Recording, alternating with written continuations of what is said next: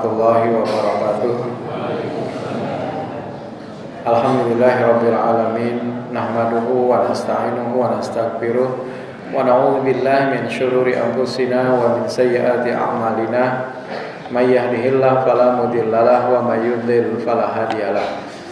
Asyhadu an la ilaha illallah wahdahu la syarikalah wa asyhadu anna Muhammadan abduhu wa rasuluh la nabiyya ba'dah. Allahumma salli wa sallim ala nabiyina Muhammad wa ala alihi wa ashabihi ajma'in, amma ba'du. Qala Allah ta'ala a'udzu billahi minasyaitonir rajim. Ya ayyuhan nasu taqu rabbakumul ladzi khalaqakum min nafsin wahidah wa khalaqa minha zawjaha wa batha minhuma rijalan katsiran wa nisaa'a wattaqullaha alladzi tasaaluna bihi wal arham innallaha kana 'alaikum raqiba, amma ba'du. Bapak-bapak, ibu-ibu, hadirin wal hadirat jamaah salat maghrib rahimani wa rahimakumullah. Puji dan syukur marilah bersama-sama kembali kita panjatkan kehadiran Allah Subhanahu wa taala atas limpahan segala nikmat dan karunia-Nya jualah, sehingga pada kesempatan di malam hari ini kita memasuki tanggal 25 Muharram 1445 Hijriah dalam keadaan sehat walafiat, dimudahkannya kita di dalam melaksanakan atau merangkai ibadah-ibadah kita kepada Allah Subhanahu wa taala. Semoga dengan kajian-kajian ilmu menjadi spirit atau juga menjadi motivasi bagi kita untuk dapat meningkatkan ibadah-ibadah kita kepada Allah Subhanahu wa taala. Salawat dan salam semoga senantiasa tercurah kepada Nabi kita Muhammad sallallahu alaihi wasallam beserta keluarga, para sahabat, tabi'in, serta pengikut beliau yang senantiasa istiqamah menjalankan sunnah-sunnah makbulahnya hingga akhir zaman. Pada kesempatan di malam hari ini, kajian kita juga adalah membahas tentang ibadah berdasarkan apa yang telah diputuskan oleh Himpunan Putusan Tarjih Muhammadiyah. Kenapa yang demikian kita sampaikan? Karena mungkin ada di antara para jamaah yang tidak mengetahui bagaimanakah tuntunan di dalam apa yang sudah diputuskan Majelis Tarjih Muhammadiyah. Terkadang kita memang asik di dalam pergerakan, cuma tidak mengetahui apa itu manhaj Tarjih Muhammadiyah misalnya. Jadi yang dinamakan dengan manhaj tarjih, manhaj itu artinya adalah metode atau juga cara di dalam melakukan istinbat hukum. Nah, dalam melakukan istinbat hukum, pendekatan-pendekatan yang dilakukan oleh majelis tarjih di dalam menukilkan hukum, baik itu tentang ibadah atau juga di luar daripada ibadah, atau juga disebut dengan al-mas'alah ad-dunyawiyah, persoalan-persoalan keduniaan. Kalau dalam masalah ibadah memang kedua-duanya tajdid. Nah, yang dilakukan oleh Muhammadiyah, tajdid di dalam ibadah itu bukan berkreasi, bukan menambah, tapi yang dimaksudkan dengan tajdid itu adalah berupaya untuk menggali, mencari bentuk ibadah yang paling sesuai dengan apa yang dicontohkan oleh Rasulullah sallallahu alaihi wasallam. Dari mana kita mencarinya? Yaitu dari dalil-dalil. Jadi kalau misalnya dikatakan kok Muhammadiyah tidak bermadhab, memang tidak ada keharusan di dalam Islam untuk memilih madhab manapun. Yang penting bagaimana mengacu kepada kedua sumber utama. Taraktu fikum amrayn, kata Nabi, aku tinggalkan untuk kalian dua perkara. Intamasaktum bihima lan tadillu abada. Apabila kalian berpegang teguh kepada kedua-duanya, maka tidak akan pernah sesat selama-lamanya. Pertama adalah kitab Allah Al-Quran, yang kedua adalah wasunnata rasulihi, sunnah Rasul sallallahu alaihi wasallam. Jadi atas dasar itulah maka yang diketengahkan terlebih dahulu dalil-dalilnya yang menjadi patokan di dalam melaksanakan ibadah. mana ayat Al-Qur'annya dan mana hadis Nabi Shallallahu Alaihi Wasallamnya. Dan hadis yang juga dijadikan sebagai hujjah pun juga tidak boleh sembarangan. Jadi masa penulisan hadis itu kan jauh berabad-abad setelah Nabi meninggal dunia. Karena pada saat itu khawatir para sahabat terjadi ketercampuran antara penulisan Al-Quran dengan penulisan hadis Nabi. Jadi penulisan hadis itu jauh setelah Nabi meninggal dunia. Mereka hanya menghafal saja. Jadi dari kalimat-kalimat yang disampaikan lalu mereka rekam. Jadi saking kuatnya hafalan orang-orang Arab di masa lalu. Jadi mereka rekam, kemudian setelah itu sampai dari mulut ke mulut. Nah, disinilah yang disebut dengan para rawi. Jadi ada sanad, ada juga matan. Kalau matan itu adalah isi hadis, kalau sanad itu adalah tabakat-tabakat atau juga penelusuran hadis-hadis yang disampaikan dari sahabat, tabi'in, kemudian atba'ut tabi'in, kemudian setelah itu mukharijul hadis atau orang yang mentakhrij hadis. Nah, jadi berdasarkan ketentuan inilah maka yang dipedomani atau yang dijadikan sebagai hujjah di dalam pelaksanaan ibadah dan juga ghairu al-mas'alah ad-dunyawiyah, maka patokannya adalah kedua sumber tersebut. Tapi bukan dalam artian kita menolak pendapat dari para ulama, bukan. Justru pendapat para ulama itulah yang akan memperkaya atau juga menguatkan. Sehingga dalam hal ini setelah Majelis Tarjih itu menemukan dalilnya dari Al-Quran, menemukan dalilnya dari hadis Nabi, ditambahkan dengan pendapat-pendapat para ulama. Dan tidak hanya dari satu mazhab saja, tetapi juga dari mazhab-mazhab yang lain, sepanjang seirama dengan apa yang tersebut dalam Al-Quran maupun hadis Nabi. Jadi misalnya dalam masalah apakah ketika membaca Ummul Kitab itu wajib membaca basmalah atau tidak, maka dalam hal ini dicari dalilnya dalam Al-Quran, kemudian di dalam hadis Nabi, kemudian pendapat para ulama bagaimana nih? Oh, ternyata yang namanya membaca basmalah itu adalah hukumnya wajib. Nah, hukumnya wajib, dan itu kesepakatan jumhur ulama, kesepakatan dari seluruh para ulama, baik itu dari kalangan sahabat, tabi'in, termasuk juga adalah tabi'ut tabi'in. Jadi mereka sepakat bahwa bismillah itu wajib dibaca. Setelah dicari dari pendapat para ulama, oh ternyata sama dengan pendapat Imam Asy-Syafi'i, sama dengan pendapat Imam Maliki, sama dengan pendapat Imam Hambali.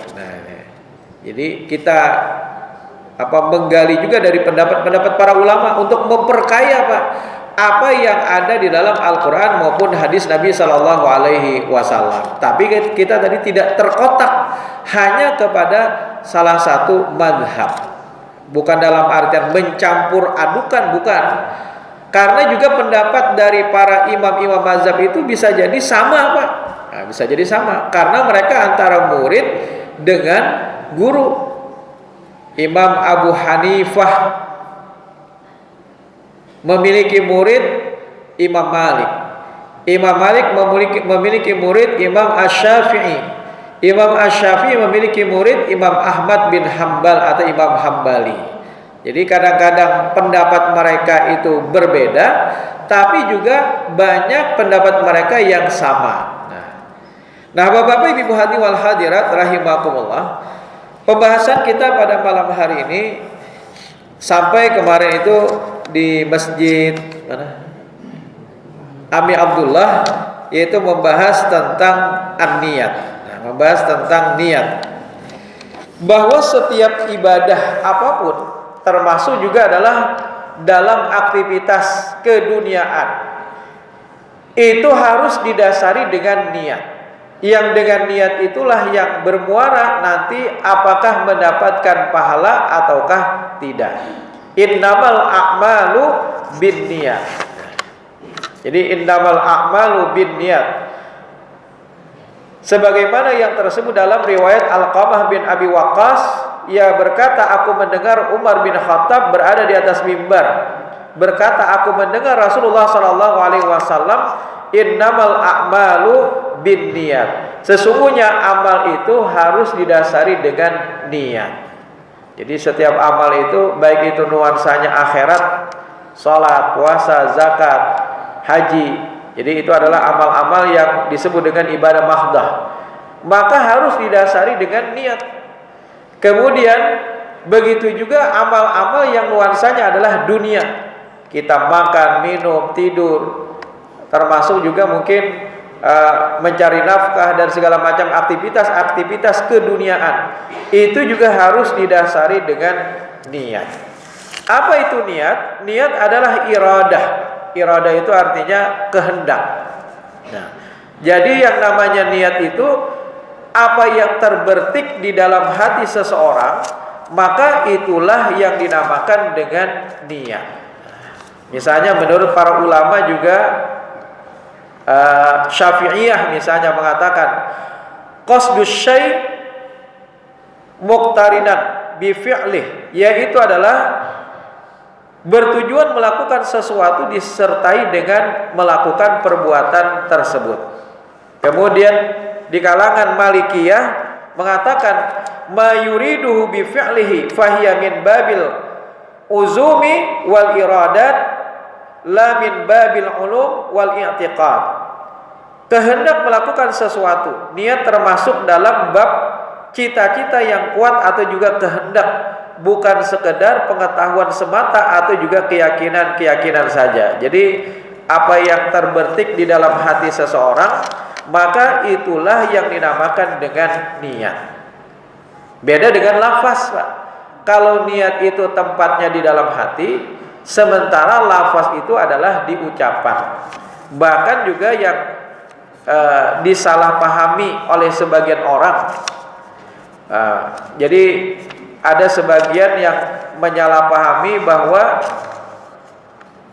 yang namanya niat itu menurut Imam Asy-Syafi'i adalah ucapan lafaz yang dilakukan untuk melakukan satu perbuatan. Satu perbuatan. Ternyata menurut Imam Asy-Syafi'i bukan demikian, Pak. Carikan.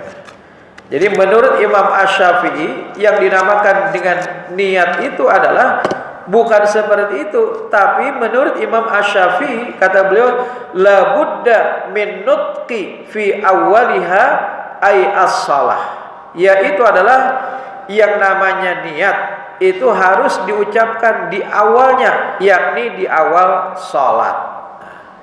Maksudnya apa? Maksudnya itu adalah sebagian orang menyangka bahwa ketika ingin sholat maka lafazkan niat. Ternyata menurut Imam Asy-Syafi'i yang dimaksudkan adalah mengucapkan takbir, bukan mengucapkan niat. Jadi yang dimaksudkan daripada la budda min nutqi, wajib untuk melantunkan atau mengucapkan, itu adalah ketika sholat, yaitu dengan Allahu Akbar. Ini yang salah dipahami oleh sebagian kita. Kita mengira Imam Syafi'i mengatakan niatkan dengan lafaz, ternyata bukan. Yang dimaksudkan nutqi, ucapan atau lafaz itu adalah ucapan takbiratul ihram. Bapak-bapak, ibu hadirin wal hadirat rahimakumullah. Berkenaan dengan niat ini tadi sebagai suatu yang menentukan apakah ibadah itu nantinya akan mendapatkan ganjaran pahala atau sebaliknya bisa menjadikan seseorang masuk ke dalam neraka. Jadi niat itu tadi sekali lagi tempatnya di dalam hati. Baik itu wudu harus didasari dengan niat, sholat wajib didasari dengan niat. Kalau kita sholat tapi kada berniat itu kada berpahala, Pak. tidak berpahala. Kita puasa tapi tidak berniat, maka itu juga tidak berpahala. Jadi semua amal itu harus didasari dengan niat. Nah, syarat-syarat niat menurut para ulama pertama adalah Islam. Dia harus muslim dulu. Sekalipun dia berniat hendak mengerjakan sholat atau orang kafir misalnya menyumbang dengan hartanya yang melimpah untuk kemanusiaan misalnya, tapi ternyata syarat yang pertama dia belum menjadi seorang muslim, maka itu hanya seperti fata morgana, seolah-olah dari jauh kelihatan banyak, tapi ternyata ketika didekati tidak ada, atau dari jauh kelihatan ada air, tapi ternyata setelah didekati tidak ada sama sekali air.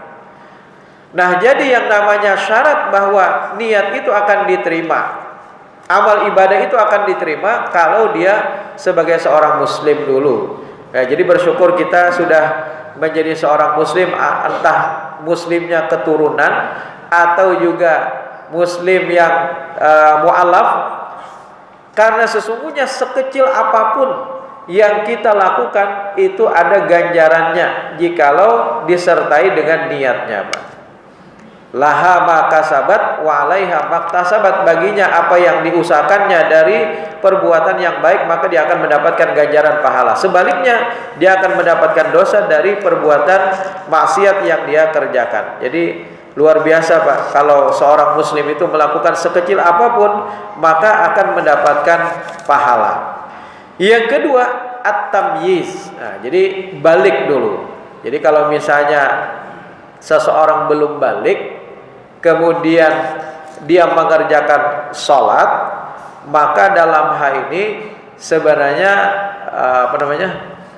dia tidak berefek apa-apa, tetapi menjadi pahala bagi orang tuanya, bagi dirinya sendiri, karena memang belum balik, dia melakukan perbuatan apapun itu tidak berefek apa-apa, tetapi menjadi pahala bagi orang tuanya. Misalnya anaknya sholat walaupun belum balik, maka menjadi pahala. Karena apa? Karena orang tuanya mendidiknya. Kemudian yang ketiga, mengetahui ibadah yang diniatkan. Nah, maka itu harus tahu dulu, oh ini ibadah sholat, oh ini ibadah puasa wajib atau sunnah. Dia harus tahu dulu, Pak. Kalau dia sembarangan saja melakukan perbuatan tanpa mengetahui bahwa itu adalah bagian daripada ibadah, maka itu juga tidak berefek apa-apa. Nah, kemudian selanjutnya adalah yang bisa melenyapkan. Yang pertama adalah murtad. Jadi kalau seseorang murtad, maka selesai sudah, hapus semua amalnya. Kemudian yang kedua adalah keraguan di dalam niatnya. Ada syak atau juga keraguan-raguan. Kemudian tidak ada kemampuan untuk melaksanakan yang dia niatkan.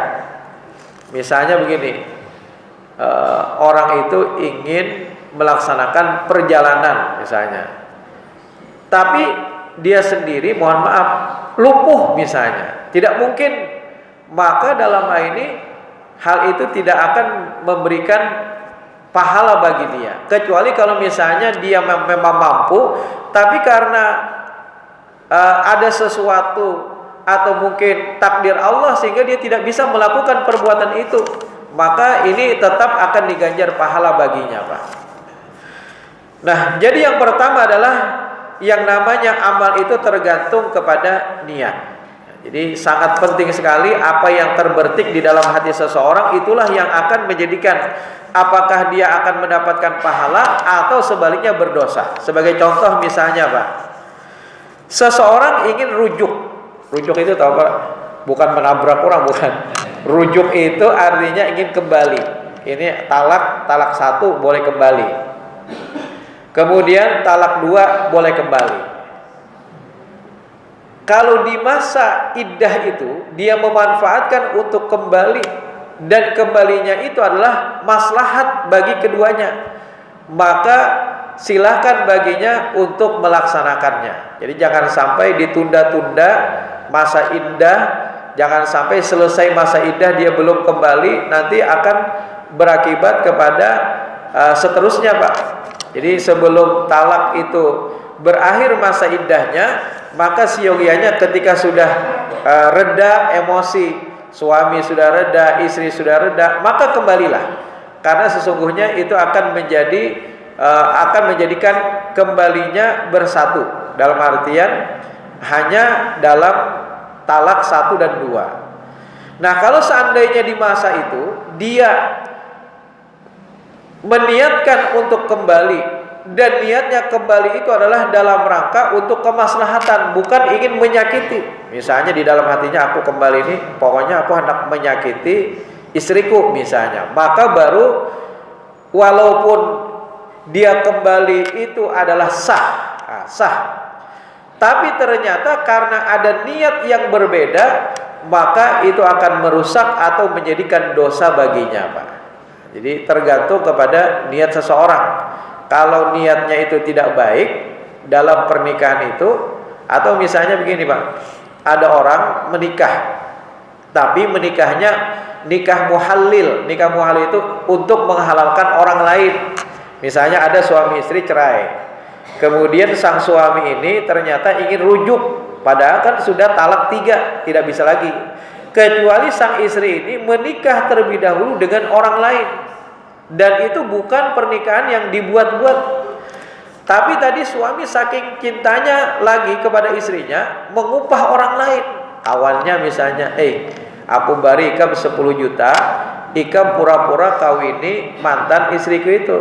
Tapi setelah ikam nyatakan ijab kabul, langsung ikam talak saat itu juga.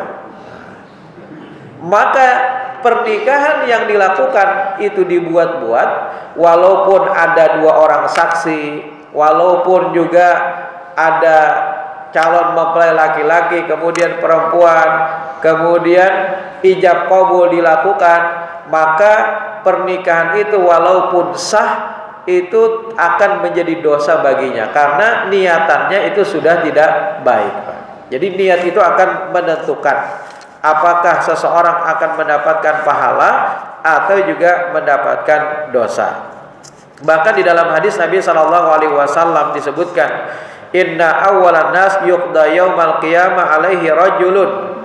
Jadi sesungguhnya ada di antara manusia yang nanti dihadapkan kepada Allah pada hari kiamat, yang mereka bersaksi, fa'utiya bihi fa'arrafahu ni'amahu fa'arafaha.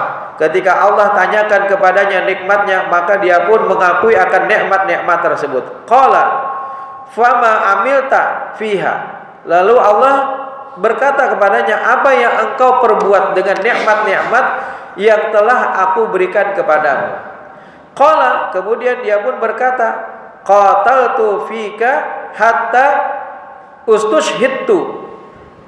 Ya Allah, sesungguhnya dengan kenikmatan itu, dengan kenikmatan yang telah engkau berikan, aku berperang di jalanmu. Jadi dengan kehidupan yang telah engkau berikan, aku berperang di jalanmu dan aku menjadi syahid. Apa kata Allah? Qala kadzabta, engkau dusta. Walakinnaka qatalta li ayyuqala jari'un. Engkau berjihad menjadi syahid, itu adalah agar engkau dikatakan sebagai seorang pemberani. Jadi engkau itu berjihad bukan karena aku, kata Allah, tapi niatanmu itu berjihad itu adalah agar dikatakan sebagai orang yang pemberani. Yang kedua lagi didatangkan, summa umira bihi. Kemudian Allah pun memerintahkan kepada para malaikat untuk menyeret orang itu sampai masuk hatta ulqiya finnar, dimasukkan ke dalam api neraka. Padahal tadi matinya mati syahid, Pak. Tapi karena niatannya itu adalah untuk mencari agar dia disebut sebagai orang yang pemberani, justru dia dimasukkan ke dalam neraka. Yang kedua didatangkan lagi, kemudian ditanyakan kepadanya nikmat, fa'arafahu ni'amahu fa'arafaha. Kemudian dia pun menyebutkan nikmat yang Allah berikan. Kemudian Allah pun berkata, fama amilta fiha, apa yang engkau perbuat dengan nikmat itu? Kemudian dia pun berkata, ta'allamtul ilma, aku belajar ilmu, wa 'allamtuhu, dan aku juga mengajarkan, wa qara'tu fika, dan aku juga membaca fikal Quran, dengan ilmu itu aku membaca Al-Quran. Qala, Allah pun berfirman, kadzabta, engkau dusta. walakinnaka ta'allamtal ilma liyuqal alimun. Engkau mengajarkan ilmu itu agar engkau dikatakan sebagai seorang yang alim. Wa qara'tal Qur'an, dan engkau membaca Al-Qur'an dengan merdu, liyuqal huwa qari, agar orang lain menyebut engkau sebagai qari. Jadi niatannya adalah untuk disebut sebagai alim, atau juga disebut orang sebagai orang yang bagus bacaan Al-Qur'annya. Niatannya adalah hanya untuk itu, Pak. Faqad qila, kemudian dikatakan tsumma umira bihi fasubiha ala wajhi hatta ulqiya finnar. Kemudian diseretlah wajahnya lalu dimasukkan ke dalam api neraka. Wa rajulun wasa'allahu alaihi wa atahu min asnaf al-mal kulli. Ada seorang laki-laki yang Allah berikan kepadanya harta yang banyak. Kemudian Allah pun menanyakan, dia pun bersaksi bahwasanya nikmat-nikmat yang engkau berikan telah aku jadikan atau telah aku infakkan di jalan Allah Subhanahu wa taala, fi sabilin tuhibbu ayyunfaqa fiha. Jadi aku nafkahkan, aku sedekahkan di jalanmu ya Allah. Kemudian apa kata Allah? Kadzabta, engkau dusta. Walakinnaka fa'alta, tapi engkau melakukan, menginfakkan hartamu itu liuqal, agar orang-orang berkata bahwasanya engkau adalah orang yang dermawan. Jadi ternyata amal-amal itu bisa dalam artian mengarahkan seseorang kepada surga, atau sebaliknya mengarahkan seseorang kepada neraka. Maka itu menurut para ulama, betapa beratnya, Pak, yang namanya niat itu. Jadi betapa beratnya, karena tipis sekali niatnya karena Allah Subhanahu wa taala, atau niatnya itu adalah karena dunia. Maka itu Nabi pernah bersabda, inna akhwafa ma akhafu alaikum syirkul asghar. Sesungguhnya yang paling aku takutkan, kata Nabi, itu adalah syirik kecil. Qalu ya Rasulullah, berkatalah para sahabat, wa ma syirkul asghar, apa itu syirik kecil wahai Rasul? Qala ar-riya, yaitu adalah seseorang melakukan perbuatan tetapi disebabkan karena riya, Pak. Jadi saking beratnya malah melakukan satu amal, sampai-sampai ada ulama yang mengatakan dari 100 bahasanya amal ibadah yang kita lakukan, semuanya itu ditolak. Tapi ada satu ibadah yang itu adalah mendapatkan keridhaan Allah, disebabkan karena niatnya ikhlas karena Allah, maka itu akan menjadikan seseorang dimasukkan ke dalam surga. Saking beratnya yang namanya niat yang terbertik dalam hati seseorang. Kemudian contoh yang kedua, ini masalah niat juga yang ada dalam hati. Misalnya kita berburu. Nah, kalau orang berburu bahari kan kadang pakai tembakan, Pak, tapi dengan hewan buruan. Jadi boleh, Pak, hewan buruan itu entah anjing dan segala macamnya. Nah, dilepas. Tapi niatannya pada saat melepas itu tidak untuk niatan misalnya memakan. Jadi dia hanya sekedar melepas. Sekalinya anjing ini bukan dalam artian dia bukan niatan berburu. Kemudian dilepasnya, ternyata anjing ini dapat binatang buruan, maka binatang buruan itu haram hukumnya. Tapi kalau ketika kita melepasnya, diniatkan bahwasanya ini adalah sebagai binatang buruan, bismillah Allahu Akbar, maka ketika dia dapat tangkapan itu menjadi halal. Jadi kalau misalnya mati tangkapan itu ketika diterkam oleh anjing kita, ternyata kita tidak meniatkan sebelumnya, maka haram hukumnya. Tapi kalau sebelumnya sudah kita niatkan, maka ini menjadi dagingnya halal. Maksudnya misalnya dia ternyata dapat berburu kijang misalnya, Pak, maka kijangnya itu halal. Tapi kalau kita hanya sekedar melepas anjing misalnya, ternyata dia justru dapat kijang, maka kijang itu menjadi haram. Karena apa? Karena tadi tidak diniatkan untuk melepasnya itu dalam rangka mencari buruan. Jadi pada saat mencari buruan itu lepaskanlah bismillahi Allahu Akbar. Kayak kita juga menyembelih kan harus dengan bismillah. Bismillah Allahu Akbar. Maka ketika kita tidak melepaskannya bismillah Allahu Akbar, maka menjadi haram buruan itu, Pak. Nah, kemudian selanjutnya adalah contoh lain, ada dua orang yang junub. Kemudian dua-duanya mandi di sungai. Yang satu berniat bahwasanya mandinya ini adalah untuk menghilangkan hadas besar. Yang satu lagi pada saat mandi cuma berkunjung-kunjung aja, baik. Berkunjung, tidak ada niat untuk menghilangkan hadas besar, maka tidak hilang hadas besarnya walaupun sama-sama berkunjung, baik. Jadi itu untuk membedakan. Yang satu pada saat dia mandi sudah ada niat untuk menghilangkan hadas besar, berarti hadas besarnya sudah hilang ketika dia mandi di sungai. Yang satunya tidak hilang karena dia tidak meniatkan sebelumnya. Nah, jadi saking pentingnya yang namanya niat. Kemudian ada contoh lain, misalnya dua orang berpuasa. Yang satu melaksanakan puasa dengan niat karena Allah, tapi yang satu lagi niat hendak periksa. Sama-sama puasa, tapi Jasidin aku ini kayaknya jam 10 periksa berpuasa.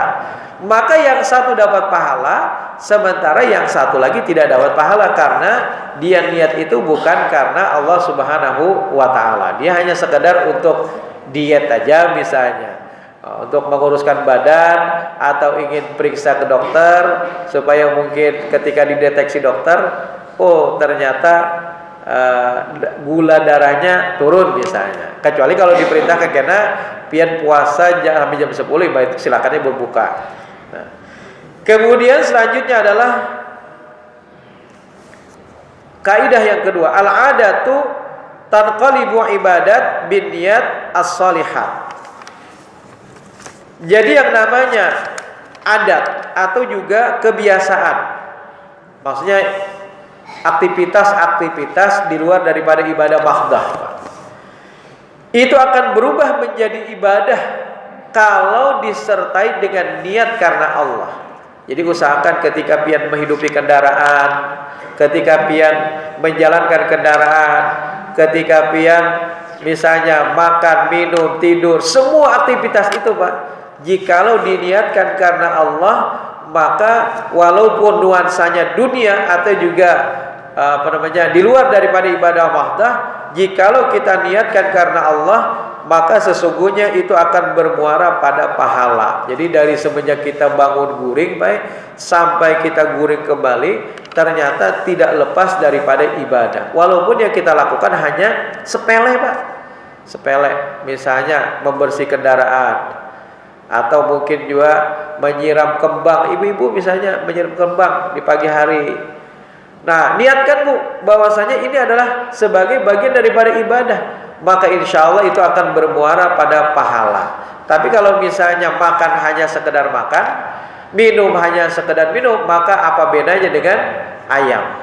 Ayam pun pagi hari makan, ayam pun pagi hari minum. Tapi bedanya adalah antara kita dengan ayam, kalau dia tidak bisa meniatkan, tapi kita manusia bisa meniatkan, semua itu adalah dalam rangka ibadah kita kepada Allah Subhanahu wa taala. Walaupun nuansanya adalah bukan perbuatan ibadah mahdah. Dalam hadis Nabi sallallahu alaihi wasallam, la tazulu qadama 'abdin yaumal qiyamah hatta yus'al an umri fima afnahu. Tidak akan bergeser kaki seorang hamba pada hari kiamat kelak kecuali akan ditanya. Pertama adalah umurnya, kemana dia gunakan, Pak. Jadi kita ini kan kada kawajua dari semenjak 24 jam semuanya kita melakukan ibadah mahdah. Bahkan lebih banyak justru tidak melakukan ibadah mahdah. Kita bekerja itu lebih banyak kuantitas waktunya dibandingkan kita sholat. Lebih banyak bahkan waktunya. Sholat paling 10 menit subuh, 10 menit zuhur. Taruhlah dari 5 waktu misalnya 50 menit ditambah yang sunnah-sunnah. Taruhlah misalnya 2 jam, padahal waktu kita 24 jam. Berarti 22 jam lainnya kita gunakan untuk apa, Pak? Sangat rugi sekali kalau misalnya 2 jam itu hanya bernilai, sementara 22 jam itu tidak bernilai di mata Allah Subhanahu wa ta'ala. Oleh karena itu, bagaimana yang 24 jam itu bisa kita maksimalkan bermuara kepada pahala atau juga ujroh dari Allah Subhanahu wa ta'ala. Bahkan tadi setiap detik daripada umur kita. Maka itu orang beriman itu kan mereka minta bukan hanya dunia. Jadi sangat rugi sekali kalau misalnya di dunia ini seseorang dia sudah berusaha sementara yang didapatkannya hanya dunia. Wa minhum may yaqul, dan di antara mereka ada juga yang berkata menginginkan fid dunya hasanah wa fil akhirati hasanah. Di dunia mereka dapat, di akhirat juga mereka dapatkan. Inilah yang membedakan kita dengan orang kafir, Pak. Orang kafir biar kekayaannya selanjung bahasanya, biar 7 turunan, tapi ternyata itu tidak bernuansa apa-apa, tidak membekas apa-apa, Pak. Tetapi alhamdulillah kita, walaupun mungkin tidak seberapa, tetapi sesungguhnya itu bermuara kepada pahala. Jadi dari setiap aktivitas yang kita lakukan, ini yang membedakan, Pak. Visi kita jauh ke depan, 2 kali lipat dunia dapat, akhirat juga kita dapatkan. Tapi orang-orang di luar daripada kita, orang-orang kafir, mereka hanya mendapatkan dunia, sementara mereka tidak mendapatkan bagian daripada akhirat. Nah, jadi jangan sampai terlewat sedetik pun kecuali dalam rangka ibadah kita kepada Allah Subhanahu wa ta'ala. Makan kita atau mungkin juga jalan-jalan wisata bersama keluarga, menikmati tempat-tempat yang indah, tempat-tempat yang teduh, misalnya pian rekreasi, boleh, Pak, silakan, Islam tidak melarang. Silakan pian sesekali misalnya berjalan-jalan bersama keluarga, menikmati wisata, silakan, Islam tidak melarang hal itu. Termasuk juga tidur. Tidur kita bagaimana bermuara kepada pahala, bekerja, kemudian juga mencari nafkah untuk anak istri kita. Bahkan dalam hadis Nabi Shallallahu Alaihi Wasallam, 1 dinar yang engkau sedekahkan untuk fisabilillah, 1 dinar yang engkau sedekahkan untuk memberikan kepada fakir miskin, 1 dinar yang engkau berikan untuk keluargamu, a'zamu indallah, maka sesungguhnya itu lebih besar pahalanya dibandingkan 2 hal ini. Jadi ini fisabilillah, Pak. 1 dinar yang kita infakkan untuk fisabilillah, 1 dinar yang kita infakkan untuk fakir miskin, 1 dinar yang kita infakkan untuk misalnya keluarga kita, maka lebih mulia, lebih tinggi derajatnya, yaitu adalah untuk keluarga. Cuma dalam artian bukan dalam hal kita kada boleh berinfak, justru salah memahami itu. Maksudnya apa? Keluarga itu, nafkah untuk keluarga itu wajib. Sementara infak yang lain ini sunnah. Jadi ada hukum infak itu ada 4 macam. Ada infak wajib, ada infak sunnah, ada infak mubah, ada juga infak haram. Kalau infak wajib itu apa contohnya, Pak? Infak wajib itu contohnya zakat. Nah, jadi itu masuk kategori wajib. Setelah sampai nisab dan haul maka wajib. Bayar kifarat, bayar dam, bayar fidyah. Nah, dan segala macam hal-hal lain, termasuk juga nafkah untuk anak dan istri itu wajib. Sekalipun istrinya kaya, sugih, miliarder, maka seorang suami tetap harus memberikan nafkah kepada anak dan istrinya. Kecuali kalau yang kata istrinya, aku kawaja, bisi aja duit belanja, tapi tetap wajib bagi kita, walaupun mungkin sesuai dengan kemampuan kita masing-masing. Walaupun istrinya miliarder, Pak, tetap wajib bagi suami untuk memberikan nafkah kepada anak istrinya sesuai dengan kemampuannya, bukan dalam artian melebihi daripada istrinya. Nah, Bapak-bapak, Ibu wal hadirat rahimani wa rahimakumullah, demikian yang bisa saya sampaikan pada kesempatan di malam hari ini. Jadi intinya bahwa niat itu adalah sesuatu yang terbertik dalam hati, bukan sesuatu yang kita lafazkan, dan niat itulah yang akan menentukan amal perbuatan kita semua. Subhanakallahumma wa bihamdika asyhadu an la ilaha illa anta astaghfiruka wa atubu ilaik. Wassalamualaikum warahmatullahi wabarakatuh.